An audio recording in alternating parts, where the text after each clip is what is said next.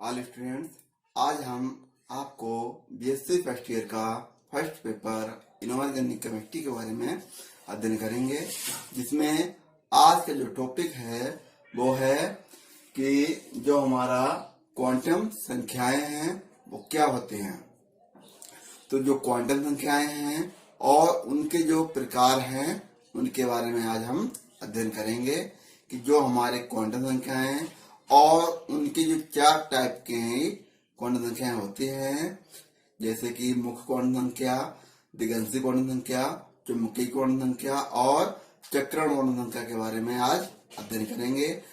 तो जिसमें कि आज यही वीडियो दो पार्ट में बनेगा, जिसमें जो चार प्रकार के होते हैं उसमें सिर्फ एक प्रकार का आज हमने अध्ययन किया है, मुख्य क्वांटम संख्या का। तो आइए हम देखते हैं। इसमें सबसे पहले देखते हैं कि जो हमारी क्वांटम संख्याएं हैं वो होती क्या है। तो शुरुआत करते हैं।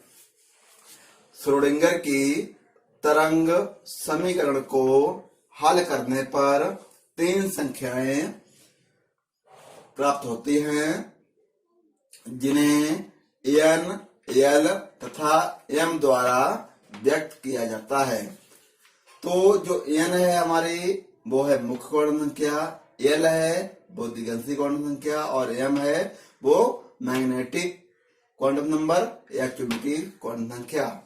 आगे देखते हैं। संख्या n तरंग के आकार, संख्या l तरंग की आकृति एवं संख्या m तरंग के अभिविन्यास या ओरिएंटेशन को प्रदर्शित करती है। इन तीन संख्याओं को परमाणु की क्वांटम संख्याएं कहते हैं।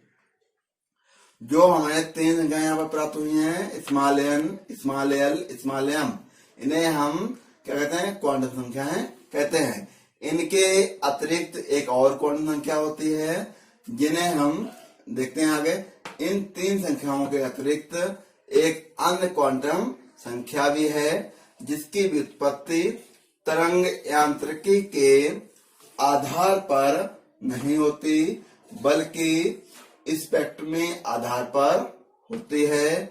इस संख्या को चक्रण क्वांटम संख्या कहते हैं और S द्वारा प्रदर्शित करते हैं। तो जो अब हमारे चार क्वांटम संख्याएं हमें पता हो गई हैं, जिसमें n, l, m और s। तो जो हमारा n है वो क्या करता है कि तरंग के आकार को, शेप को यहाँ पर जो n रिप्रेजेंट करता है, और जो l है वो इसकी आकृति को, तरंग की आकृति को रिप्रेजेंट करता है।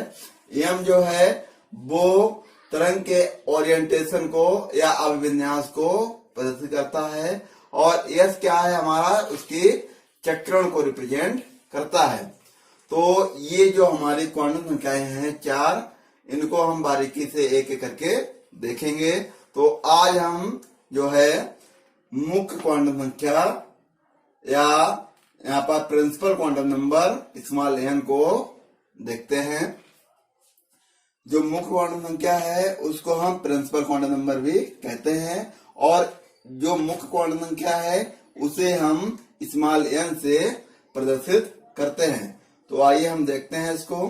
यह क्वांटम संख्या इलेक्ट्रॉन के मुख्य कोश को प्रकट करती है तथा नाभिक से इलेक्ट्रॉन की औसत दूरी का ज्ञान कराती है। इसे स्मॉल n से प्रदर्शित करते हैं। जैसे जैसे स्मॉल n का मान बढ़ता है, वैसे वैसे नाभिक से इलेक्ट्रॉन की दूरी तथा उसकी ऊर्जा दोनों बढ़ती जाती हैं, तथा इससे परमाणु के आकार एवं इलेक्ट्रॉन की ऊर्जा का बोध होता है।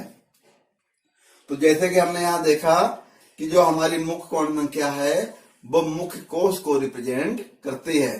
नाभिक से जो इलेक्ट्रॉन की औसत दूरी का ज्ञान भी कराती है कि नाभिक से जो इलेक्ट्रॉन है वो कितनी दूरी पर है। तो जैसे जैसे नाभिक से इलेक्ट्रॉन की दूरी बढ़ती जाती है, वैसे वैसे ही उसकी जो ऊर्जा होती है वो भी बढ़ती जाती है। तो इससे हमें इलेक्ट्रॉन की ऊर्जा और उसकी दूरी का हमें ज्ञान होता है, या उसके आकार का हमें ज्ञान होता है। तो यहाँ पर जो हमारी मुख्य क्वांटम संख्या है, principal quantum number small n, वो उसके जो परमिटेड वैल्यू होती है या n के जो आदेशित मान हैं, वो शून्य के अतिरिक्त कोई भी धन पूर्णांक हो सकती है। तो यहाँ देखते हैं क्वांटम संख्या स्मॉल n का मान शून्य के अतिरिक्त कोई भी धन पूर्णांक हो सकता है, अर्थात n इक्वल टू 1, 2, 3, 4, 5, 6 लास्ट तक इनफिनाइट तक हो सकते हैं। n इक्वल टू 1 क्वांटम संख्या वाले इलेक्ट्रॉन की ऊर्जा सबसे कम होती है और नाभिक के सबसे निकट होता है, जिसके कारण इलेक्ट्रॉन दृढ़ता से नाभिक से बंधा रहता है। तो जो इलेक्ट्रॉन नाभिक के जितने पास में होता है, वो नाभिक से उतना ही दृढ़ता से बंधा रहता है और उसकी जो ऊर्जा होती है वो कम होती है।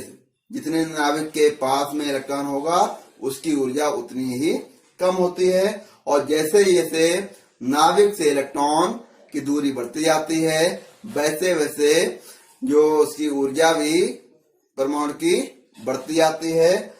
और यहाँ पर जो और नाभिक से उस इलेक्ट्रॉन का जो बंद होता है या मतलब कि उसके बीच जो क्या नाम जुड़ाव होता है, वो धीरे धीरे कम होता चला जाता है। तो इस तरह हम यहाँ पर और देखते हैं कि जो हमारे दिगंशी या मतलब कि जो चुंबकीय क्वांटम संख्या स्पिन, उससे पहले जो निर्भर करती हैं वो सभी n के मान पर ही निर्भर करेंगी। तो यहाँ पर जो हमारी मुख्य क्वांटम संख्या है, तो वो यहाँ पर n बराबर 7 तक लेंगे। 1, 2, 3, 4, 5, 6, 7 तक लेते हैं।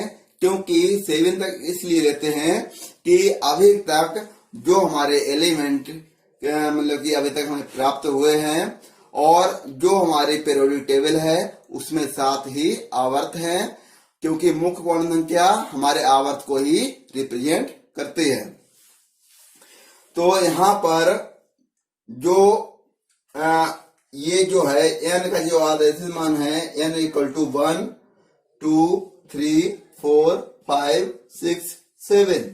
तो ये जो मान होते हैं, तो जैसे कि n बराबर 1 है और इसके लिए जो हम प्रयुक्त अक्षर करते हैं वो अल्फा इंग्लिश के जो अल्फाबेटिकल में जो हमारे अक्षर होते हैं वो कैपिटल लेटर में लेते हैं। तो सबसे पहले यहाँ पर अगर n इक्वल टू 1 है तो उसके लिए प्रयुक्त अक्षर होता है k, 2 के लिए l, 3 के लिए m, 4 के लिए कैपिटल N, 5 के लिए O, 6 के लिए P, 7 के लिए Q। तो इस तरह ये जो n के मान हैं ये 7 आवर्त को ही रिप्रेजेंट करते हैं।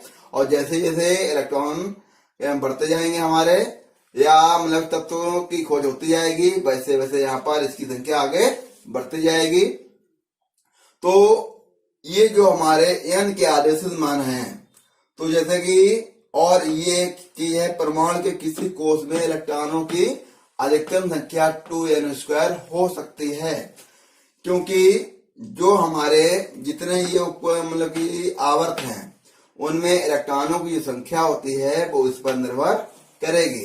तो जैसे कि अगर इस सूत्र में जो n बराबर क्या है, हम अगर 1 लेंगे, यहाँ पर हम देखते हैं अगर हम इस सूत्र में रखें तो इसको रखेंगे तो 2 इंटू 1 का स्क्वायर, तो यहाँ पर क्या आएगा 2, क्योंकि के कोष में मैक्सिमम 2 इलेक्ट्रॉन ही पा सकते हैं। अगर हम बात करें 2 की, तो यहाँ पर 2 इंटू 2 की पावर 2 इक्वल टू 8। तो यहाँ पर जो हमारा दूसरा n बराबर 2 लेंगे तो यहाँ पर 2 में मैक्सिमम इलेक्ट्रॉन 8 भर सकते हैं, क्योंकि 2 इलेक्ट्रॉन एस कक्षक में और 6 इलेक्ट्रॉन पी कक्षक में है। क्योंकि जो 2s और 2p होता है, अगर 3 के लिए लेंगे तो यहाँ पर 18 इलेक्ट्रॉन भर सकते हैं, क्योंकि 3s 3p और 3d आएगा। इस तरह जो हमारे मुख्य क्वांटम संख्या है उसका आज हमने अध्ययन किया है, और आगे की जो 3 क्वांटम संख्याएं बची हुई हैं उसे हम पार्ट 2 के वीडियो में देखेंगे। उसमें हम आपको दिगंशी क्वांटम संख्या, चुंबकीय क्वांटम संख्या और चक्रण क्वांटम संख्या के बारे में बताएंगे कि जो और वो तीनों क्वांटम संख्या ये मुख्य क्वांटम संख्या पर ही निर्भर करेंगी। Thank you for watching.